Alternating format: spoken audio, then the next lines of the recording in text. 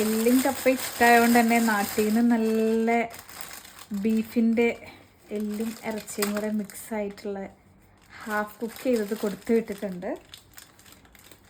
ഇതേ ഇങ്ങനെ ഫ്രീസറിൽ വെച്ചോണ്ടാട്ടോ ഇങ്ങനെ ഇരിക്കണേ. അപ്പോൾ നമ്മൾ ഇത് വെച്ചിട്ട് ഇന്ന് എല്ലും കപ്പ ഉണ്ടാക്കാനായിട്ട് പോവാണ്. ഈ സംഭവം ഇവിടെ സെറ്റായിട്ടുണ്ട് കേട്ടോ. നല്ല എല്ലും കപ്പയും നല്ല സ്മെല്ല് വരുന്നുണ്ട്. ഇത് ഈ നാട്ടിൽ നിന്ന് കൊണ്ടുവന്ന ബീഫും കൂടെ ആയതുകൊണ്ട് നല്ല നെയ്യുള്ള ബീഫാണ്. നമുക്ക് ഇവിടെ നിന്ന് ബീഫ് കിട്ടുമെങ്കിലും ഈ നാട്ടിൽ നിന്ന് കിട്ടുന്ന അത്രയും നെയ്യുള്ളൊരു അത്രയും ടേസ്റ്റോട് കൂടെ കിട്ടാറില്ല കേട്ടോ. നോക്കി നോക്കാം, കഴിച്ചൊക്കെ എന്തായാലും. നല്ല ചൂടുണ്ട് സംഭവം. ഹായ്, ഞാൻ ചൂടോടെ തന്നെ കഴിക്കണം കേട്ടോ. എന്നാലാണ് അതിൻ്റെ ശരിക്കുള്ള ഒരു ടേസ്റ്റ് നമുക്ക് കിട്ടത്തുള്ളൂ. ഞാൻ ഒരു ഭംഗിക്ക് ഇവിടെ സാലഡൊക്കെ റെഡിയാക്കി വെച്ചിട്ടുണ്ട്.